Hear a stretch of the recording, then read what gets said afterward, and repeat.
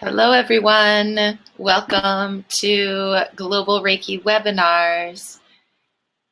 We are just opening up the room, and the platform we use for these webinars has undergone some changes over the last few months. So if you could please type in and let me know that you can hear me, that would mean so much to me, and we'll begin our program then. And I'll just say, oh, hey, Karen in Normal, Illinois. We met Karen a few weeks ago at the Global Reiki Gathering.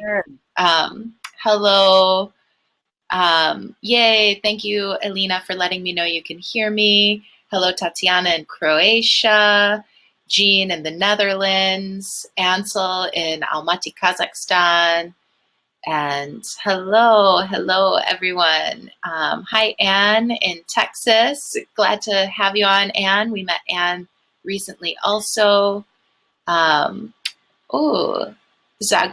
Hello, Dejana. Good to have you here. Hello, Adriana in Argentina. Hello, Pavel in Israel. And hello from Evanston, Illinois. I'm Rachel Goldberg. Peace, love, and Reiki. So happy to be here and be your host for another episode of Global Reiki Webinars. Today, what we are doing is having a conversation about reconciliation along the path of Reiki mastery. And I think if you're on this webinar live, you know by now that there is a documentary that Phyllis was featured in. Phyllis, do you want to say a little bit about the documentary that we're discussing today? Sure. Okay. Now, almost 2.5 years ago, or maybe 3 years ago, I started this journey with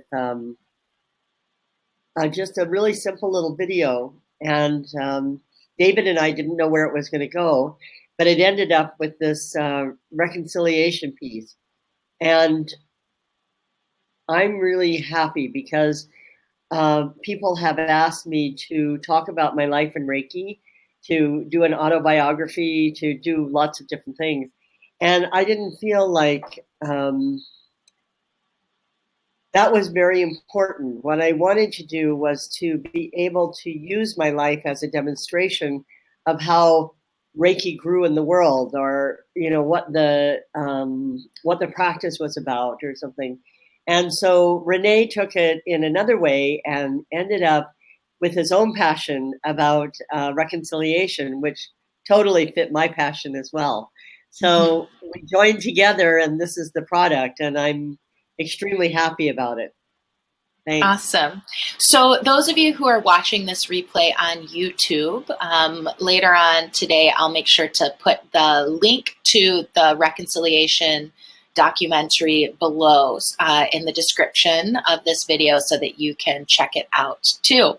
And actually, we recommend that you pause this video, keep the tab open, and open up the reconciliation video and watch that first, since this will be a discussion about it, unless you're called to do it in the other order. So, couple of little business things. Global Reiki Webinars is entering its third year of programs. Phyllis and I connected online a little over 2 years ago and have been doing these webinars, and it's our intention to keep them free for the Global Reiki community so that Phyllis, the Grandmaster of Usui Shiki Ryoho and lineage bearer for many of us practicing Reiki all over the world, is just offering her wisdom and insight on these programs. So what we do is we offer these programs for free, and occasionally we do have online intensives where you can spend an entire weekend with us, and Phyllis guides us in a deeper conversation, and those programs do require tuition, but these Global Reiki webinars will always be free. So we do accept donations and monetary gifts to support us in keeping up the technology and occasionally gifting us for the time and energy, which we will do whether we're being paid or not. So what I'm going to do is open up a link. So those of you who are with us live can click the button. It'll open in another tab. So you can look at it later if you'd like to offer a monetary gift to the Global Reiki Webinar Project so we can keep doing these. And if you're watching on YouTube, there'll be a link also in the description. Or you can just send it directly via PayPal to reikiwebinars@gmail.com. We also have a Facebook group where the conversation continues throughout the month between each webinar. And that group has like 2,300 people in it right now, which is just incredible because we just sort of started it on a whim during one of these webinars one day. People said they wanted to continue the conversation. So that is called Global Reiki Webinars. If you just go in Facebook and search Global Reiki Webinars, request to join the group, and I look forward to meeting you there. So without further ado, I'm going to mute myself and turn it over to Phyllis for today's program. Welcome, everybody. Great to be back. And what I'd like to do, as we usually do, is to start this with a little Reiki. So thanks, everybody, for joining us. I love looking at all of your names and hellos and where you come from on the chat. And it's exciting to see names that we just were together only a few weeks ago. So that's really fun. All righty. As Rachel says, you can either do it with hands-on or you can send distant if that's your practice. And we'll just be together in Reiki for a few minutes. Thanks.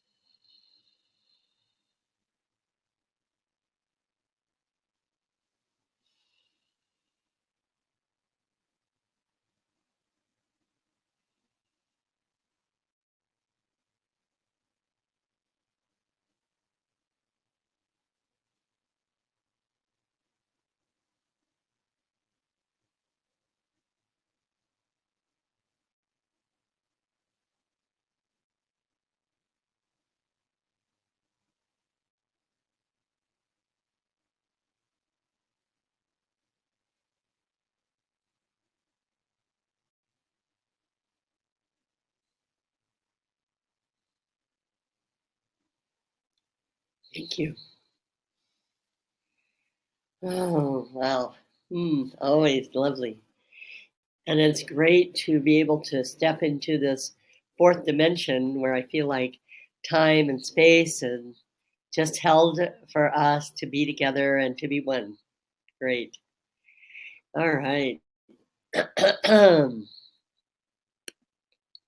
Well, on the chat, Pavel asked about the definition of reconciliation. And as usual, Pavel, you are right on track. And that's exactly what my first little piece is going to be about.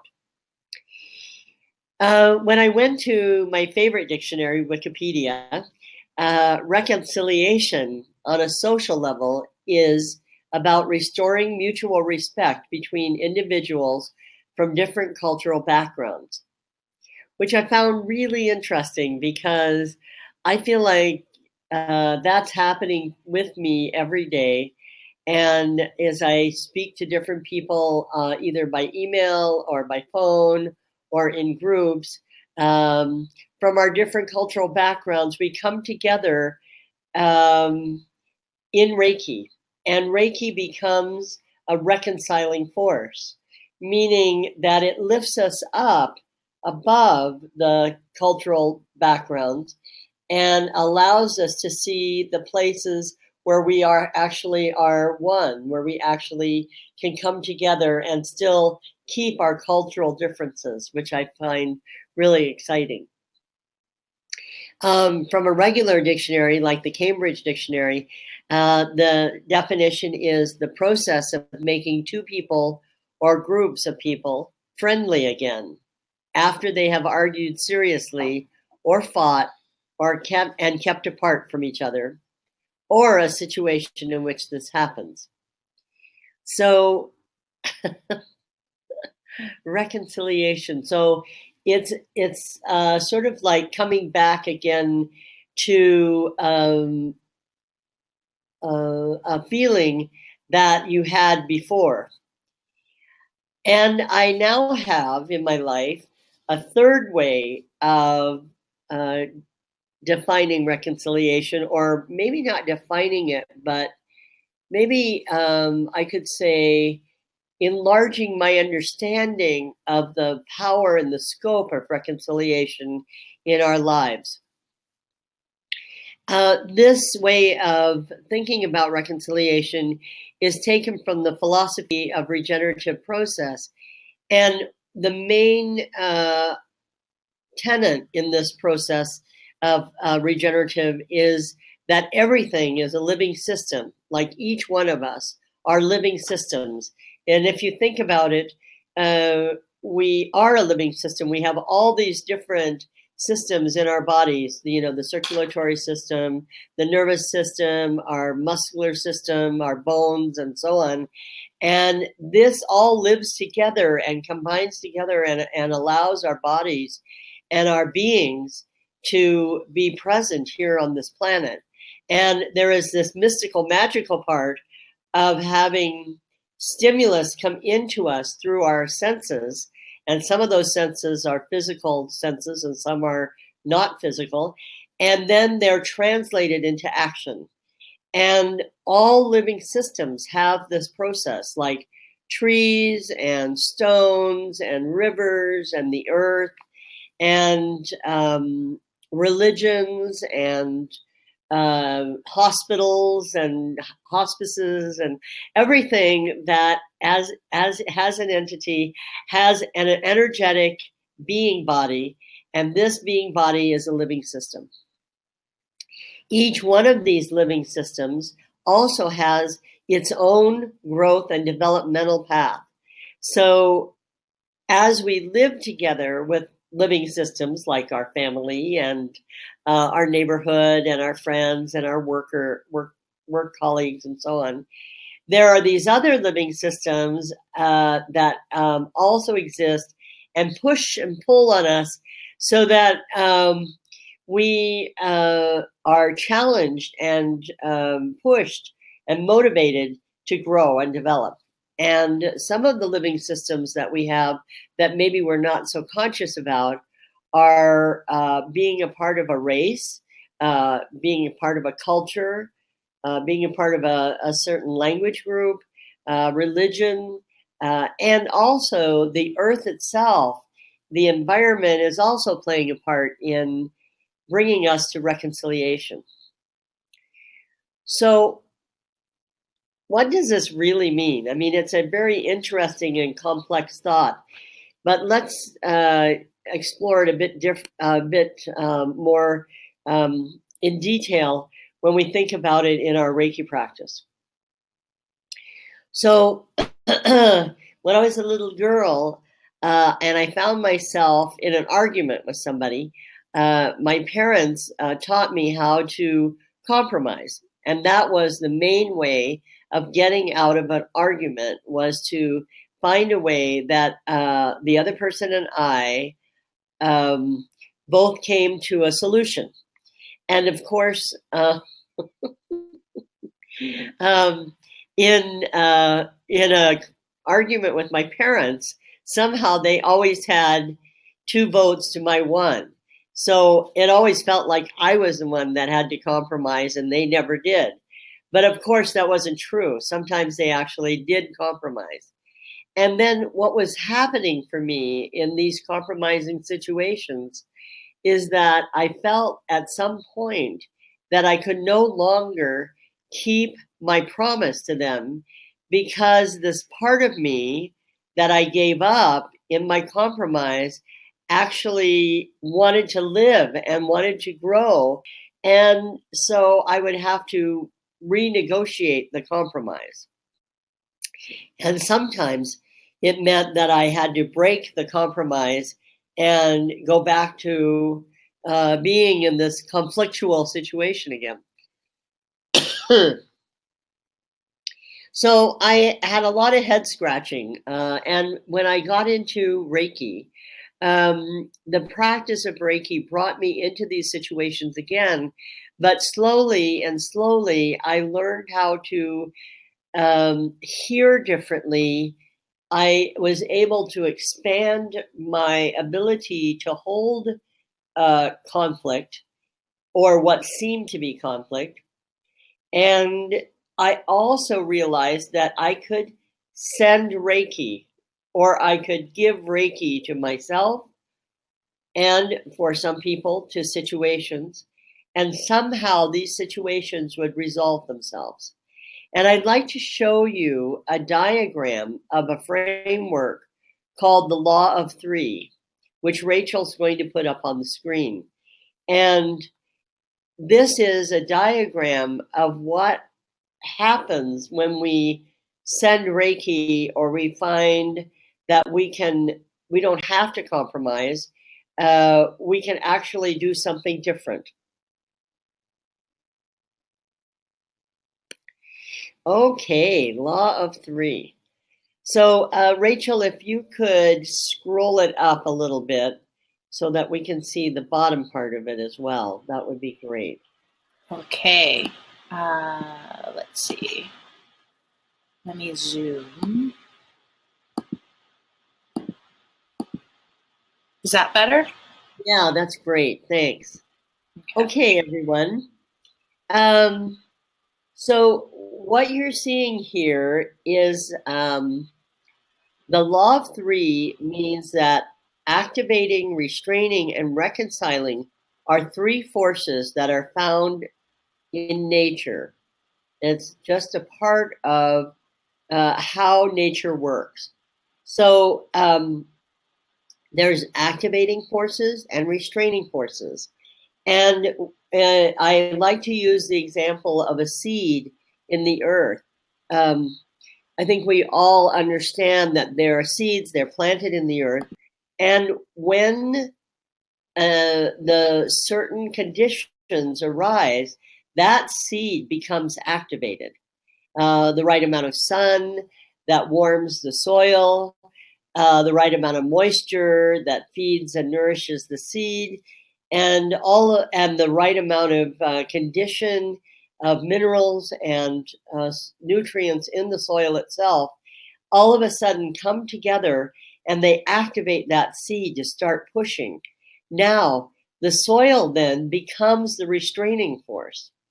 The seed has to open and the sprout pushes against the soil,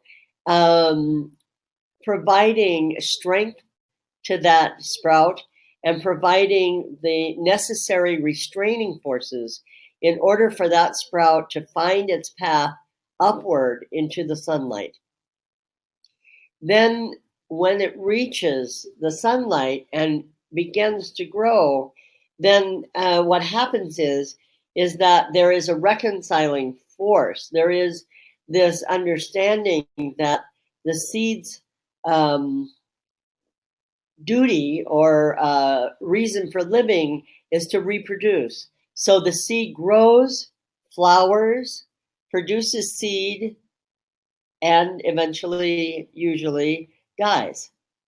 And it's a beautiful cycle, activating, restraining, and reconciling. For us humans, it's a little bit more fraught sometimes, because within ourselves, the activating and restraining forces are often seen as conflictual. Like, this is a very simple example. Oftentimes, I'm doing something at home, and I think, oh gosh, I need to go to the grocery store. And I start a list. And so then kind of in my mind, I think if I have 3 or 4 things on the list, then it's worthwhile for me to go to the grocery store. What restrains me from just going to the grocery store instantly is, do I have enough time? Is this the right time? Do I really want this enough to go and get it and spend energy? Do I want to spend the money? Is this, like in where I live, we don't have a really good way of getting organic produce. So if it's something like that, then I have to go to Tucson, and that will take another hour, and so on. So these are like restraining forces. So I hold this tension, and you can see in this oval creative tension, cognitive dissonance, and confusion, and they're all the same thing. Often I'm in confusion, especially if I feel like I have to go to Tucson. So then I think, okay, well, tomorrow I'm going to Tucson anyway, so I'll just put it off till tomorrow. But sometimes I just can't, and I have to make 2 trips.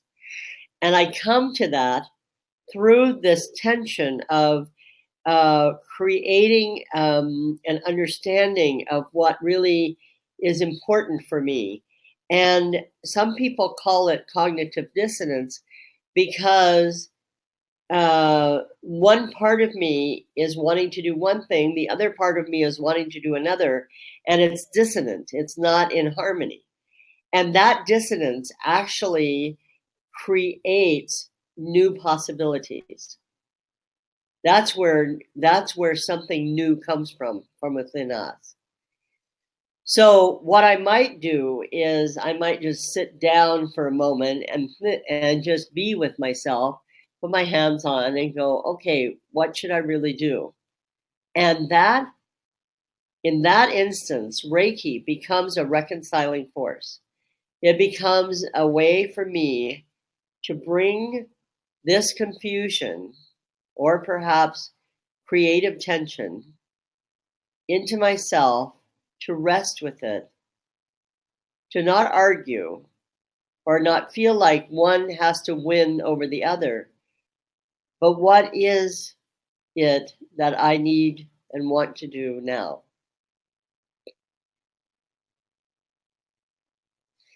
And at the same time, get all of my needs met. Have what I wanted from the grocery store, be able to have an easy and peaceful life, and so on, whatever my values are. And often a solution comes, a reconciliation comes, that is very different and often very simple, that I haven't thought of before. So this is how this works. Now, what I could have done instead of doing the reconciliation is that I could go to compromise. So in my mind, I can say, well, Phyllis, you obviously don't need that. And, you don't need to have organic vegetables. You can just compromise this time and decide to go down to the regular grocery store and just have regular grown carrots. And, what I decided when I started to feed myself and nourish myself more thoughtfully is that I really wanted vegetables that were grown in the earth to always be organic. That was part of my promise to myself, to care for myself when I discovered that I was living with cancer. And it felt really important to me. And so, am I willing to give up that promise to myself in order to relieve my my discomfort, and I wasn't. So I ended up reconciling this. So what I did was I took 2 trips to Tucson, and I allowed, these trips to both become fruitful and beneficial to me.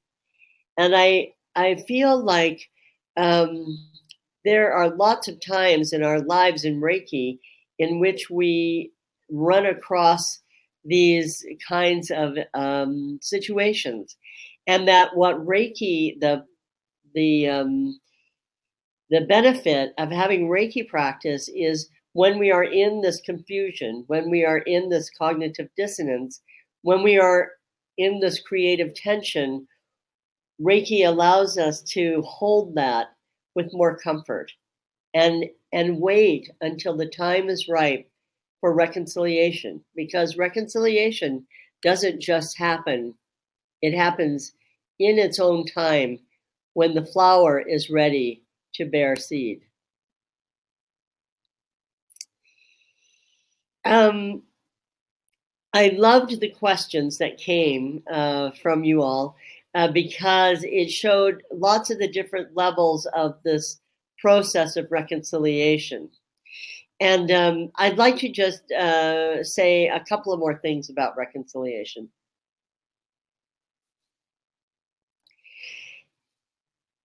In reconciliation in human relationships, it is the sense about honoring each other and each of our individual right to be and to live as a whole living system. When we ask somebody to give up a part of themselves in order to be less, um, in order to make it okay for us, then what we're doing is asking them to compromise themselves. And when we grow older, these compromises can become crippling. And some of you, when you began your Reiki practice, these compromises kind of arise like old wounds. And then Reiki presents us with a way to heal these wounds and to come back to wholeness, to reclaim these parts of ourselves that we put on the shelf or put away because they bother someone. Like I've always had a very strong voice, and it's always been kind of a solo voice in the choir. And I spent my whole childhood trying to be soft, and it just wasn't happening. And I grew ashamed of it, and I grew humiliated. I had humiliation come to me many times because of that. And it wasn't that my voice was particularly loud. It just had this quality of being heard across a room. And well, eventually this became a good thing when I started giving lectures and so on. But it still lived inside of me, this place where I was shamed, where I took on shame, and where I created shame for myself. So a part of my healing is to be able to comfort that part of my little girl, and to be able to give that little girl Reiki, and to come to a place where there is no shame. This is who I am, and I need to be able to live that person and to be okay, and be conscious that my voice does carry, and that people are going to hear me. So then the next thing is I have to be conscious of what I'm saying, right? So it's just it's an ongoing process, and definitely our process as a living system is sporadic. It goes, around and around. We come back, it seems like, to the same process, but hopefully we can also see that process is going up a level in our understanding and our growth and development. So let's go to the questions, and I think that we will see reconciliation in action. Great. Okay. Rachel, would you be willing to ask our questions? Yes. Let me just...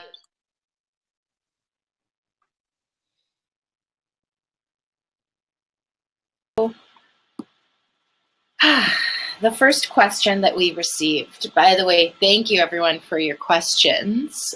Those of you who emailed questions after registering because you took time to watch the reconciliation video, those are all on our list. So I'm optimistic we'll get through everyone's question who submitted in advance. So the first one came from Dina, and she said, "Thank you so much for this video. It came the closest I know to serve as an insight into Reiki community for those who don't practice Reiki. It was representative of the energy and complexity, tensions and humanity of Reiki community that I am proud to be part of. Some explanation was needed, but it's a great video." So I think that was the entire comment. Did you want to respond? Yes, and I'm wondering, I think Dina is online. And Dina, I'm just wondering if you are online. When you said some explanation was needed, I just wonder what that explanation is or was for you. So yes, you're here, Dina. Great. So can you answer my question? Like, what does it mean when you? What did it mean when you said some explanation was needed?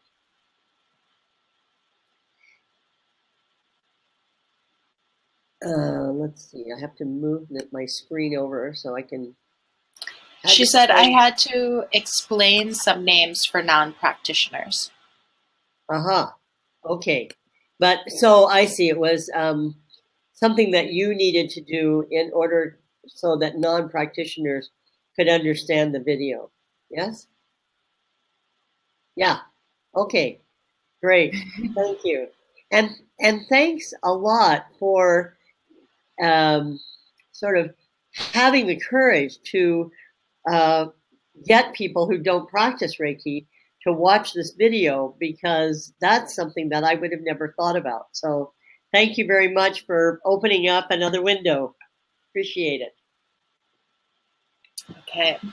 So our next question came from Huda Mohammed, who said, "How can I forgive my husband if he does a big mistake, always without attention about it, and then said, 'Sorry is enough, and I will do my best in our future,' and he doesn't do it?"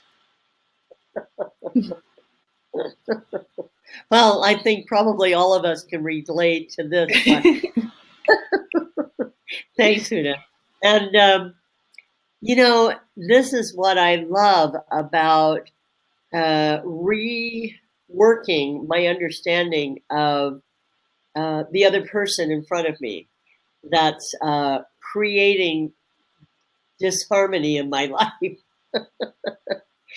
Because early on, what I saw with my Reiki students, for instance, was that they had their own path and they absolutely had to take it.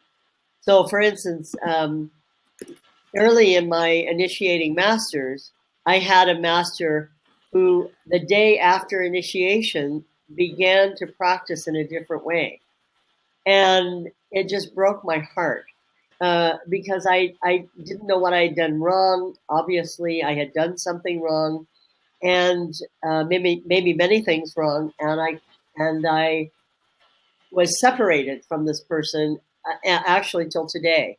And it's just was really sad for me. And then what I realized was that in her initiation as a master, I actually freed her to become her own master, and that I had no control over this.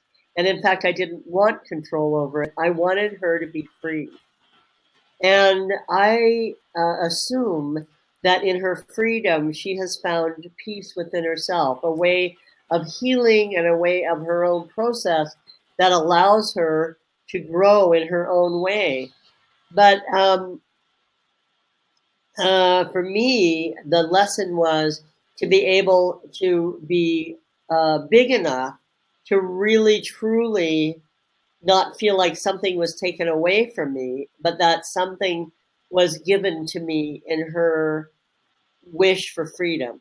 And I feel like, Huda, if you can see that your husband has his own path, he has his own understanding of how the world works, and he has his own factors of childhood and his own way of relating to the world, that he sometimes has to, he does things and he can't please you because that's just not part of him.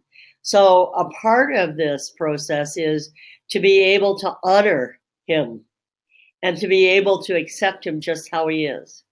And if you can do that, then the seed for the room for him to then pay attention and to be able to change because want to change because of the response and the effect it has on the outside of him, like for you, he will be more willing to do that or not. But yeah, when I see, instead of a person who's kind of a static thing standing in front of me, bugging me, creating really uncomfortable situations, if I see the other person as a living system, as a tree that's growing and reaching for the sun and being free to be themselves, then I have to say, well, I really support that freedom. And you know, it's up to you to be able to work to communicate to him how this affects you and what happens with you, and to come to a place of, hopefully, if he does Reiki, to be able to give each other Reiki and to come to a time when reconciliation just happens. So it's not just about you. Every one of us has these people in our lives. It's a very daily process, and it's one of the benefits of having Reiki practice for me. Thank you for the question. Okay, our next question came from Lucy. And Lucy said, "Thank you again for this beautiful insight. The comment about putting blank into a box is one I've used many times when I'm looking toward expansion. What are some of the practices used to bring these items out of the box for you?" Well, this was a great question. However, I didn't really understand it because I didn't have enough information. So I wrote Lucy an email and said, if you could explain a little bit more about this, that would be great, because I don't always remember everything that I said in the video. But I didn't get an email back. And Lucy, I don't know if you're online today. So if you are and could presence yourself in the chat, again, that would be really helpful.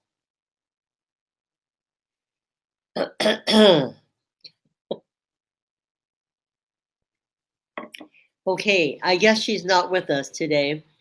So I'm just going to leave this unless somebody else has memory of this comment from the video and can help me. I mean, Rachel, do you know what I was speaking about here? I don't. It's funny because I want to fill in the blank, but I know that that was one of the things you talked about at the end of the video. about the four agreements and not making assumptions. That was really, Right. for me, it was like, oh, I do that all the time. I didn't even realize that was an act of assuming when I'm trying to just make up what I don't know. Right. So maybe that's one of the practices we could use. Mm-hmm. Good point. Good Yeah. point.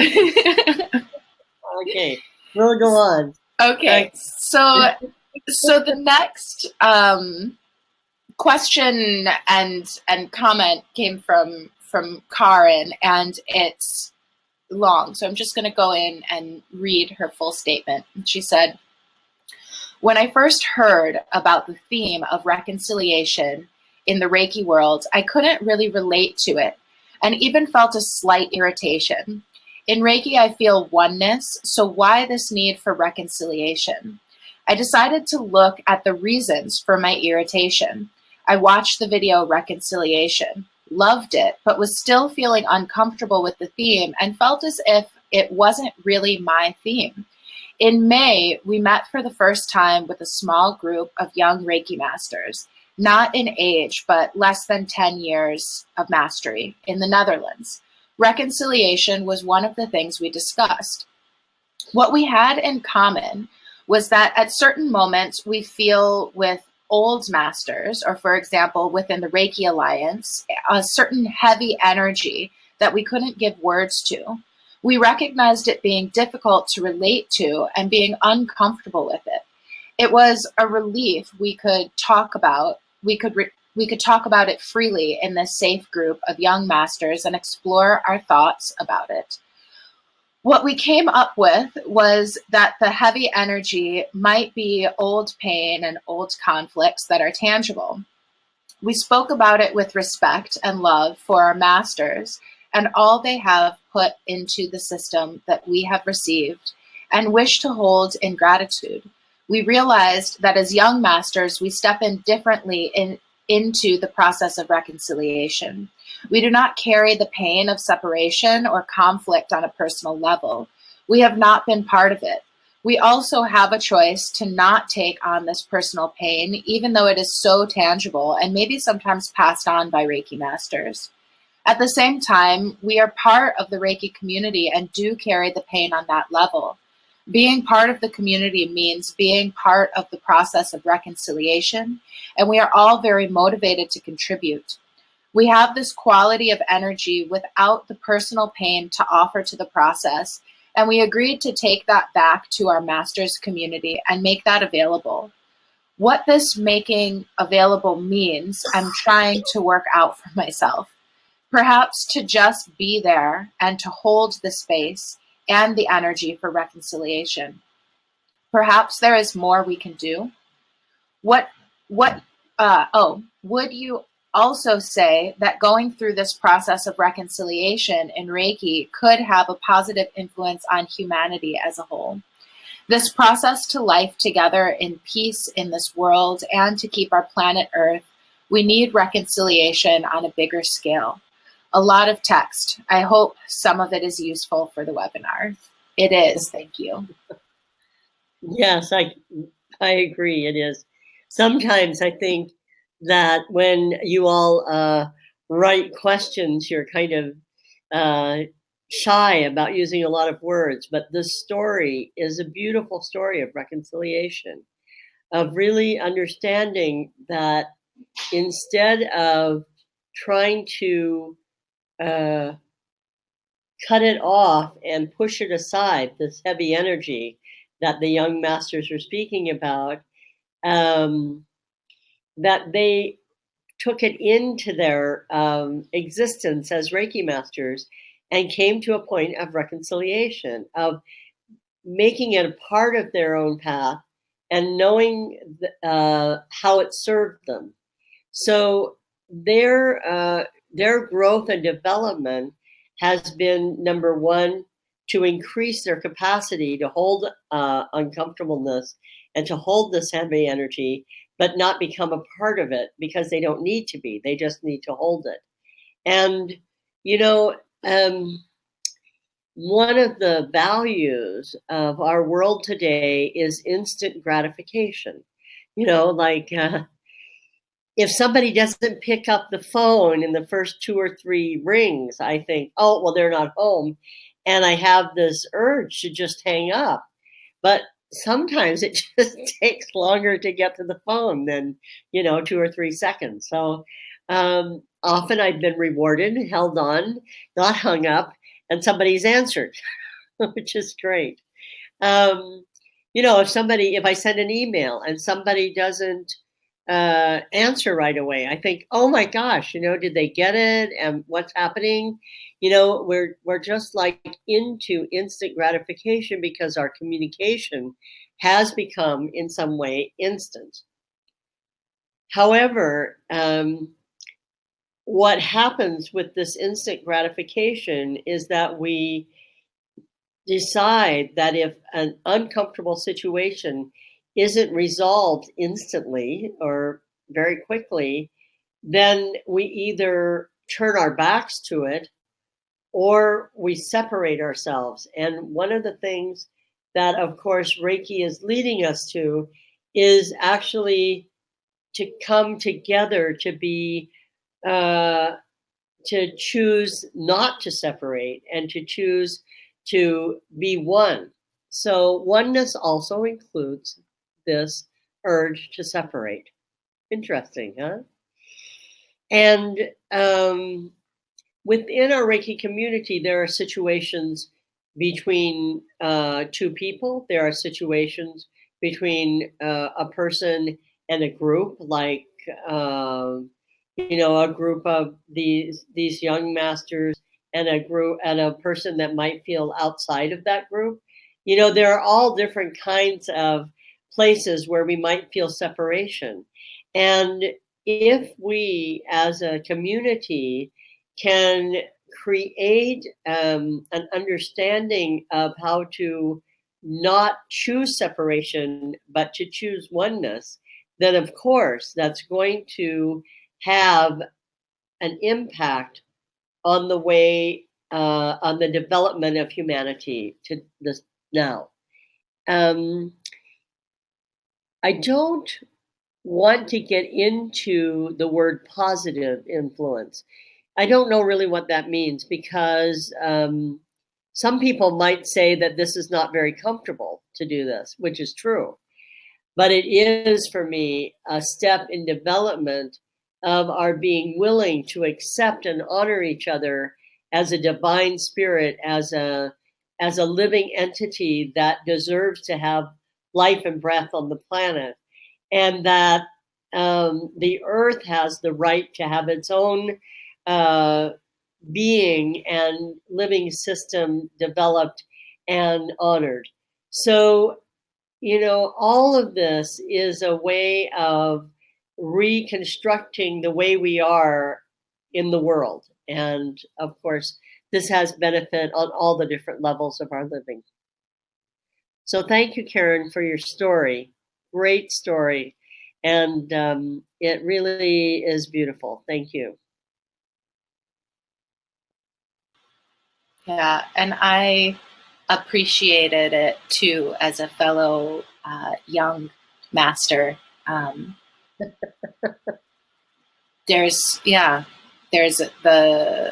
think there's still a reconciliation, but for me, it's more of what was, what is it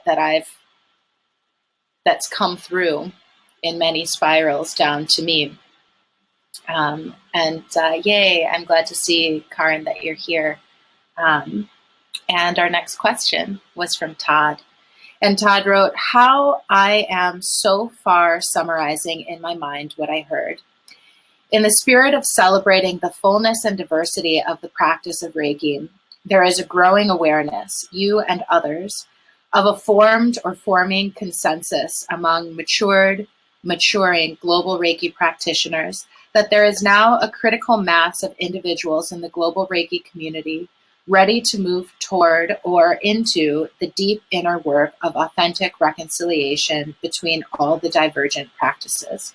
My questions: what would the process look like, both individually and collectively? Can you say more about what your personal process was like? Mm-hmm. Oh, this is such a great question, Todd. Thank you.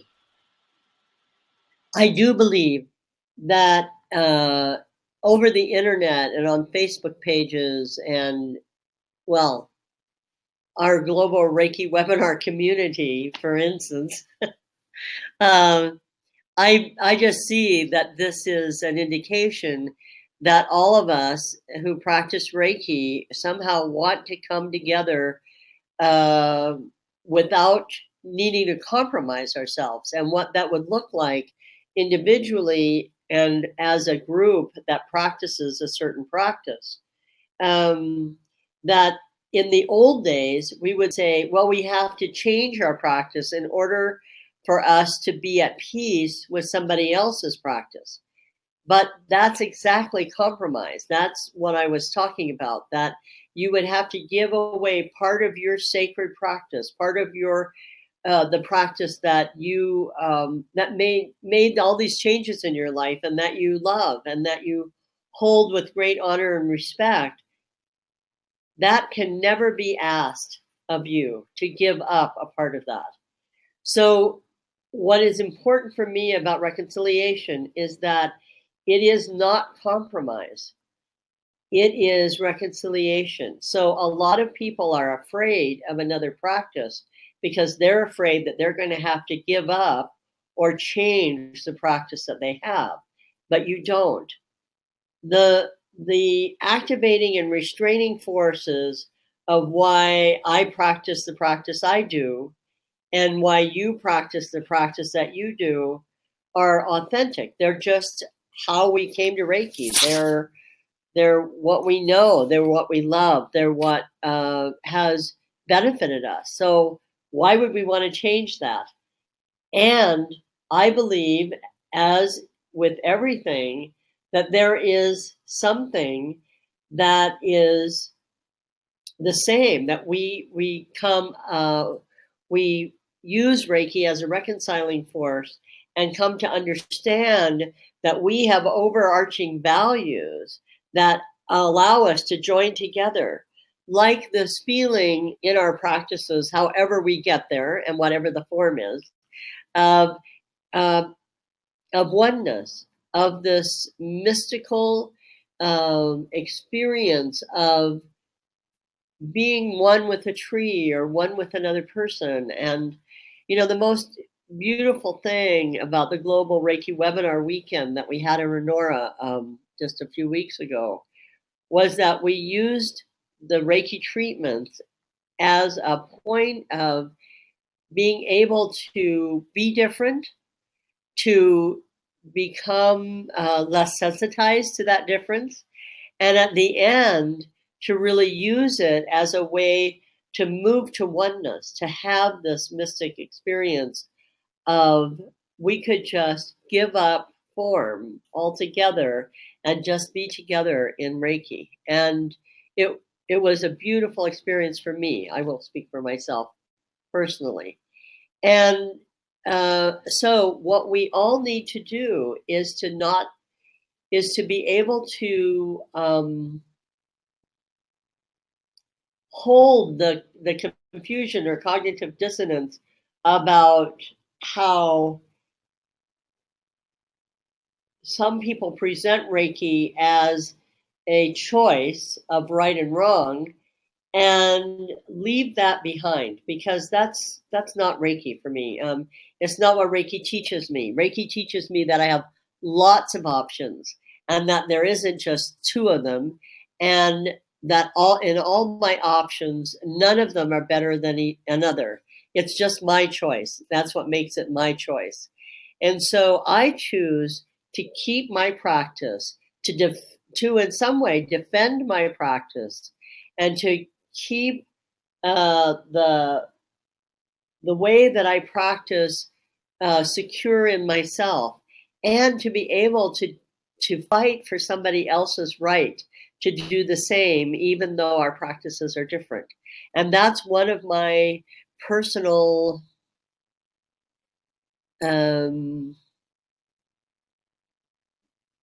it's a part of my personal code of ethic. It's like from the very beginning, there are a lot of things that I didn't like and that felt really abrasive to me.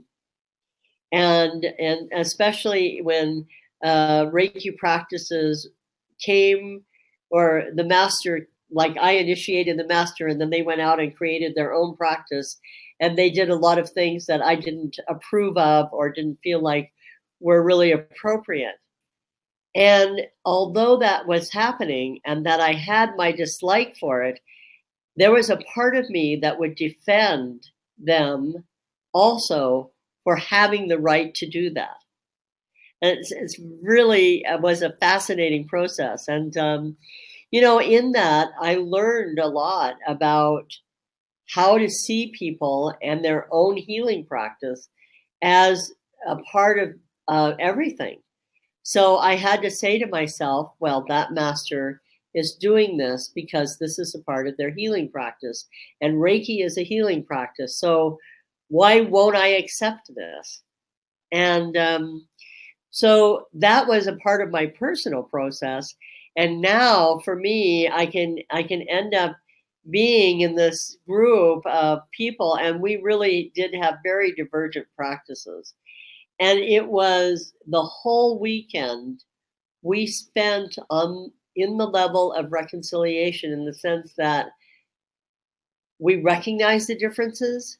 Maybe we were touched by those differences and going, oh no, I can't believe that, she did this, and blah, blah, blah. And then at the next instant, it was just gone. And then the next process was, but, I admire this person. I love this person. I feel one with this person. We both practice Reiki, and that's what's important.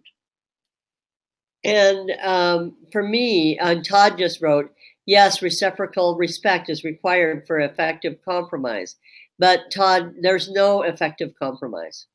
None. The word reconciliation for me is about being able to hold all the differences in our Reiki community and honor those differences, not wanting to change them, but become connected in the overarching part that brings us all together. So for me, it's not compromise. It's allowing everybody to be whole in themselves completely and to connect in the places where we are really connected naturally. So I hope that is clear. All right, great. Thanks, Todd. Phyllis, is it all right for me to share a little bit? Totally. Yes, do. So I actually recently had an experience within my own Reiki practice that feels really relevant. And one of the things is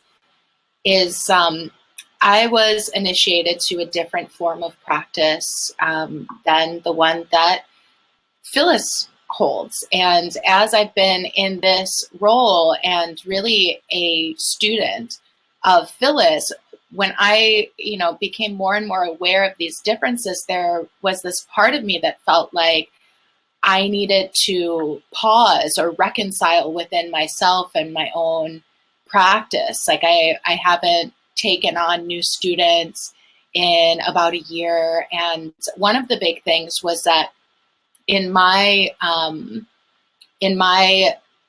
initiation lineage, I have Phyllis, and I also have several masters, and one of them is William Lee Rant, who basically added an entire level to Reiki between second degree and mastery, and all of those were just other practices that are very complementary to Reiki, but there was this part of me that was like, whoa, this isn't Reiki.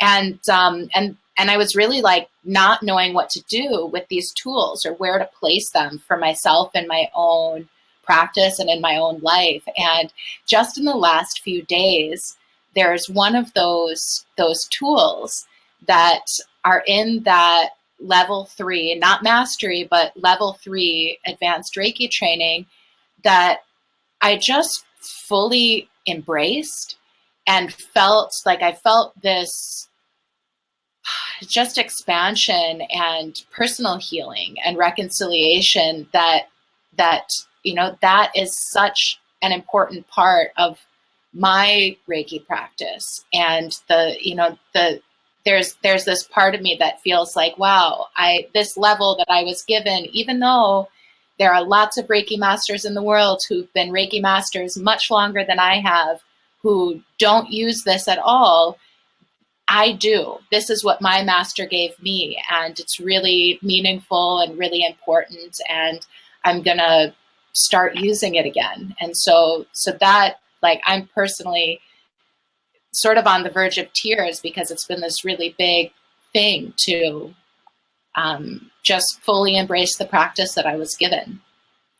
So, yeah. And thanks, Phyllis, for letting me share. Oh, no problem. Yeah. The next question was from Ursula. And Ursula said, how to proceed within the process of reconciliation when the heart knows its time, the soul are still in the movement of anger, and the mind jumps from willing to not willing to willing. What could the steps be to take?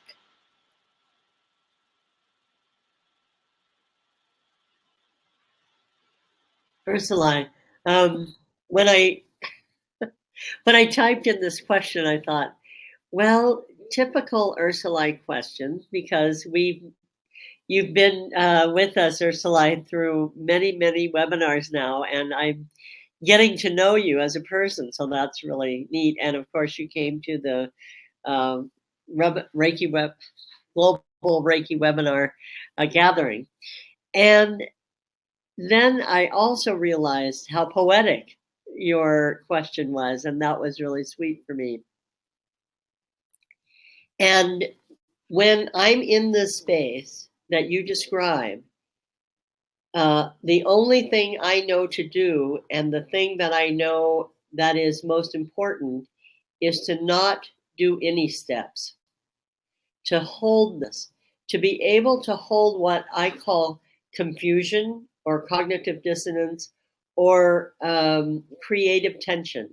It's because all these different factors are saying, pick me, pick me, pick me, you know? And there will be a time when all of them come to the same place within ourselves. We will grow or develop, or something will be introduced into our lives that allow us to take our next step of development.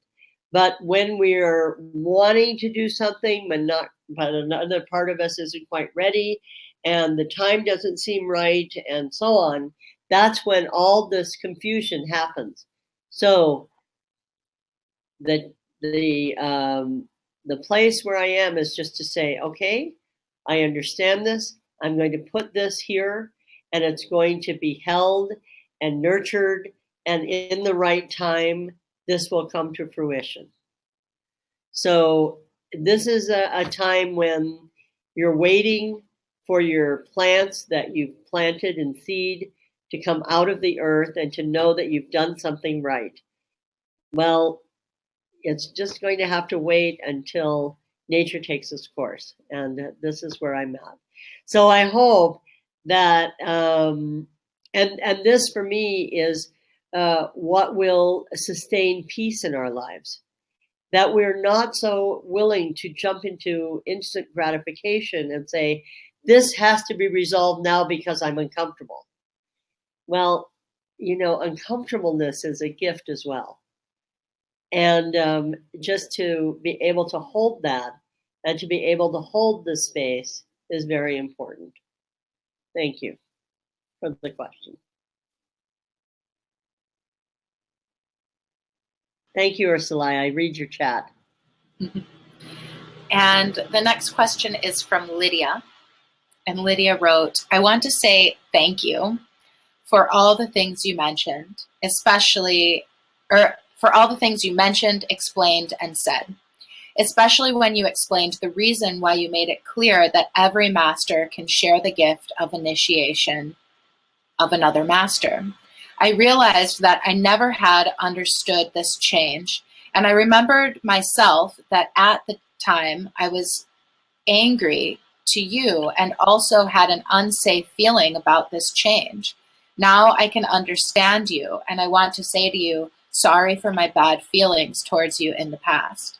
Thank you for your wisdom, and I am glad to be part of the master body.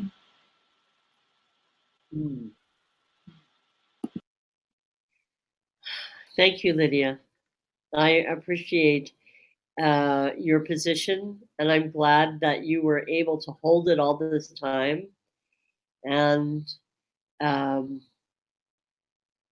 come to a reconciliation about it. Thank you very much.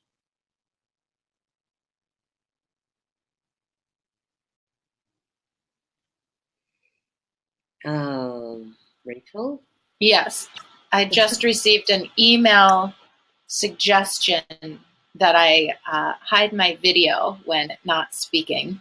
Really? So yes, that it's whatever I'm doing can be distracting. And I can imagine that if I were watching, that would be the case for me too. So I will try to remember to do that.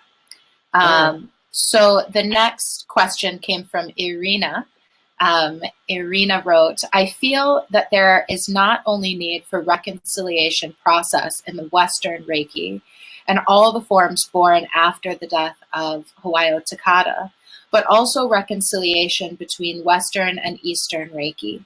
Eastern Reiki started moving to West, and now on the West and in the East, a person can choose the form of Reiki good for him or her, but it seems to feel that original Japanese Reiki is another challenge for reconciliation. Could you please say some words on this? Yes, would be glad to.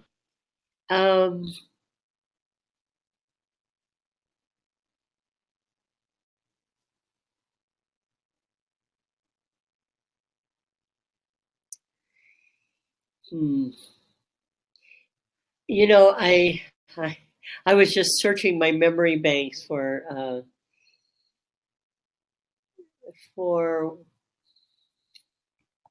possibly an insight.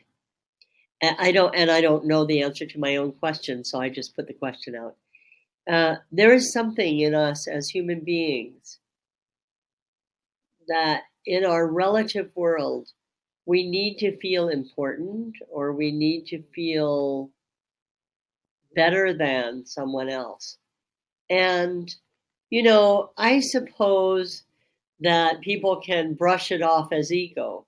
But, you know, that's too easy for me because we have an ego. It's in the sense of a psychological thing that comes from Freud, where, you know, we need personally to meet our own needs. I mean, that's survival. And not only survival on a physical level, but survival on a emotional level, a mental level, and a spiritual level. And, you know, probably other levels that we don't name right now.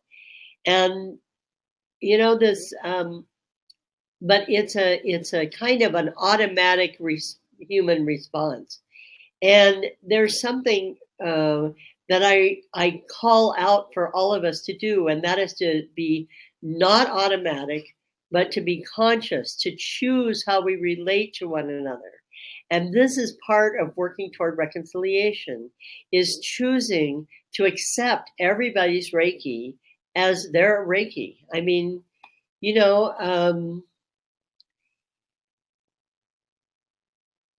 I give you a kind of a funny example, maybe.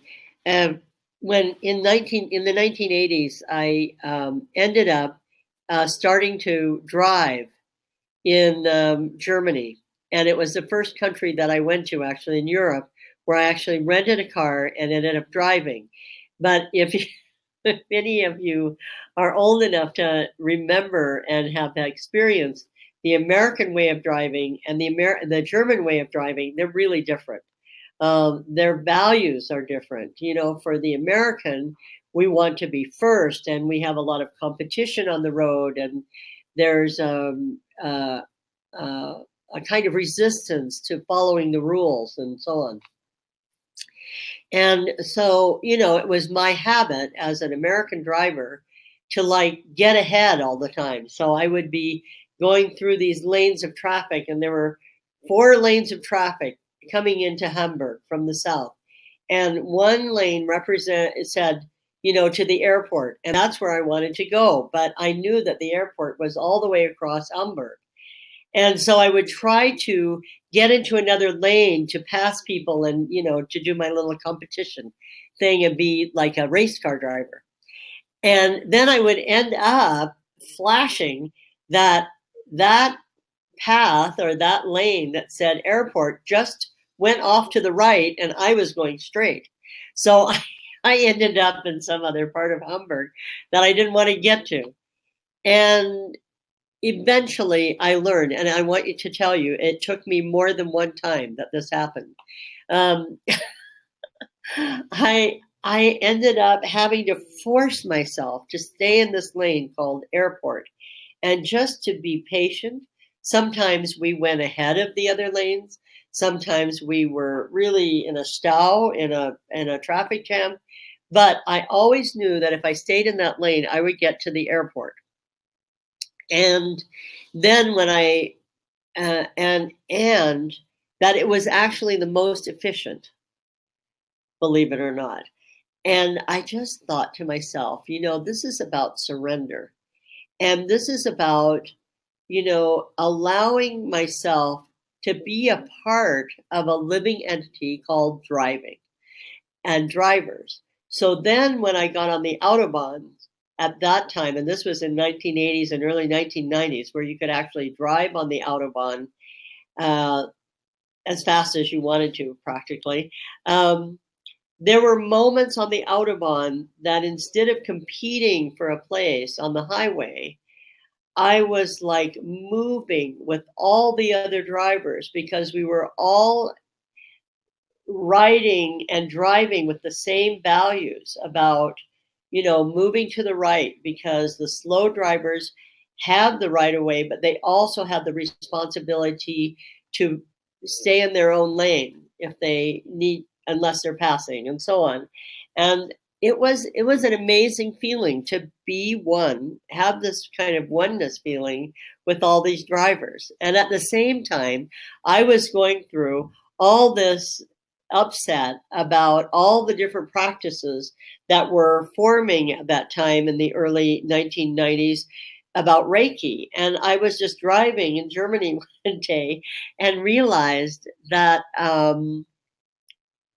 all of these adjectives about Reiki, like original, traditional, Usui Reiki, Hayashi Reiki, Takata Reiki, and even Furumoto Reiki, they mean nothing. What really is important is for us to choose a Reiki practice, to choose it and surrender to it, and to be able to understand that the form is our vehicle to get to someplace. But the way to get there and the way to really understand what the practice has to offer is to surrender to Reiki and to just forget about Western, Eastern, before Mrs. Takata, after Mrs. Takata, or whatever. But to just be able to understand that we are all in our own vehicle, going to the same place, and that is the path to reconciliation. Or maybe that is reconciliation. Thank you, Irena. And Rachel, do you have something to add to that? I just appreciated everything you said. Thank you. You're welcome. And our final question that was submitted in advance came from Yaron. And Yaron wrote, "My questions point in one direction, and I hope you get my gist. What is your promise beyond ableness? What, according to your feeling, is or should or could be the community's promise beyond ableness? What potential lies in Reiki that is currently invisible, uncommon, or underexposed in our expression, or maybe even in our practice? What is our third line of work, and what would then be your and our next step? That's a big one. Thanks, Ron. And, I left this to the last because I didn't know if we would get to it. And I'm glad we have arrived at your question, and also that we have some time. Because I have to just explain a little bit about the language that he's using. This is what I would call regenerative practice language. And one of the things that I love about this, about delving into the philosophy or process of regenerative development, is that the use of language really is very sometimes very provocative. So this phrase beyond ableness is really exactly that. It's like, what can I promise that right now I absolutely can't do because I'm not able to do it? And, when I went into the weekend at Renora, knowing that there were really going to be all these people who came from very different sources of Reiki and forms of Reiki, I thought, okay, in our jargon in the United States, it's like, this is where the rubber meets the road. This is where the tires get to the road, and I have to do this. I can't just think about it. I can't just visualize it. I can't just talk about it and get everybody else to do it. I have to do it too. I have to be able to have the same response, the same respect, the same acceptance for each person. So there was a woman there who I just instantly connected to. And I found out, the next day, that she had been initiated on the internet and all these different levels. And actually, her practice was to teach Reiki over the internet. And I thought to myself, well, interesting. Is that going to change my connection with her? And I realized that I couldn't, that I already had this connection, and it was just impossible for me to withdraw from that connection, because my promise to myself when I went there was to be myself, to not have feelings of superiority or want people to recognize my practice as superior, but to be able to really be a part of a group of different practices. And I felt like I did a good job, that it was my promise beyond ableness. And that was easy because it was a great group of people, because it was a group that came together for a common practice, which was, I think, that this promise beyond ableness was also theirs as well. And so we were all very conscious of what we did, of how we languaged our sharings and so on. And it's like the form just didn't matter. It was, how do you hold Reiki? And I tell you, the way she held Reiki was really beautiful. And I don't know, it was really a wonderful thing. And I feel that, all of us, I would ask all of us, as our community of global Reiki webinars, and every community beyond that this is our promise beyond ableness, to be able to see each other as Reiki practitioners, as students of a practice that brings us to the divinity of humanness and to the divinity of all that is. And to let go of our personal attachment of recognition, of rightness, of being better than someone else, you know? And this is our potential, because Reiki, the energy, is exactly this. It's not personal, but we take it as personal. It's not. It is, I think, underexposed in our expression, because we are now still trying to vie for the person who's in the lead, or the person who's the most authentic, or the person who's, there's no most authentic, there's no traditional, there's all of these adjectives are totally not necessary, and communicate nothing except our insecurity. So, our third line of work, which is what he refers to, it's like three concentric circles, like three circles, one within another. And the first circle is us as individuals. So I have a promise beyond my ableness, beyond something that is easy for me. And then if it gets easy, then I get to find my next promise beyond ableness.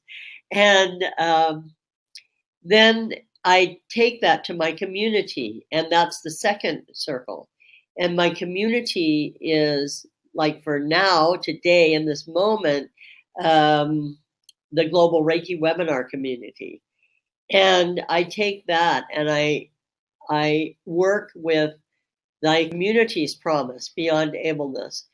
But the third line of work is why we're all doing this. Like, why is it important for us to have this experience of oneness? Why is it a calling that we have? And I believe that the third line of work that makes my life meaningful, that makes my community's life meaningful, is the third line of work, which is to be able to contribute to the development of the living entity called humanity. Humanity has the possibility to develop and have a promise beyond ableness. And one of those developmental steps for me is to let go of controlling. Like, what would happen in our world if control was not an issue? If we were all really willing to respect each other's needs for growth and development, and to be able to hold and to increase our capacity for holding that. And that, for me, is our next step. And our third line of work is really about being a part of the development of humanity. So thanks, Jerome. And Rachel, if there's anything else that you would like to say, I'd be happy. Thanks. I just feel really grateful for you, Phyllis, and grateful to this entire community that allows this experience to unfold. And I'm grateful for the notion of reconciliation, and find that as it's been front and center in my consciousness, that I'm personally experiencing a reconciliation in myself and my Reiki practice, in my personal life, and in everything that I do and create. And I'm finding it just really relevant to a lot of different avenues of my life, not just in Reiki, but looking at what is the process of reconciliation in other communities or in other, organized spiritual practices that I've been part of. I see a lot of parallels. One thing that's not specifically related to my current personal experience of reconciliation is I notice, I'm very active in a Jewish community, or in like the Jewish community, though there's sort of a joke. Actually, oh, this is funny. There's a joke within the Jewish community that if you were on, in any town you go to, there's at least 2 synagogues. There's the synagogue you go to. Actually, there are 3. There's the synagogue you go to, the synagogue your parents go to, and the synagogue you'd never step foot in. Just because there are so many different forms of interpreting and accessing this exact same body of wisdom, and how to actually apply it and use it in life. And, I think in a lot of different spiritual practices, there are different ways to walk with the same tools. In yoga, there are several different paths with a different aim of like what an individual is. An individual in a community is specifically working on achieving or experiencing through that spiritual practice. So I don't think it's unusual for Reiki to have these different iterations or different ways of walking with the path, different integrations. And it's just very interesting, and it's very fun to be on a webinar like this and to be having a conversation literally with people all over the world about the universalities of what it is that we're doing when we say we practice Reiki. So that's really cool. And I think we can close with a little bit of Reiki. Great. So you can either place your hands on yourself, or if it's in your practice to send distance Reiki, I invite you to send distance Reiki to our collective highest purpose, or simply be in the energy of community while you send Reiki to yourself.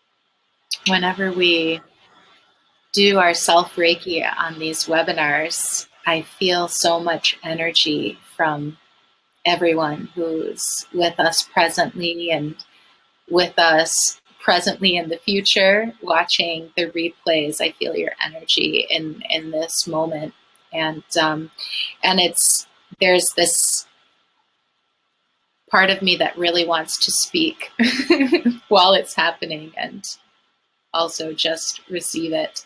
And if you're still here and hearing me say these words, I think you feel and understand what I'm saying. So thank you for being here. Thank you, Phyllis, for your wisdom and an offering to our global community. And until next time, peace, love, and Reiki. Bye, everyone. Thank you very much for your contributions.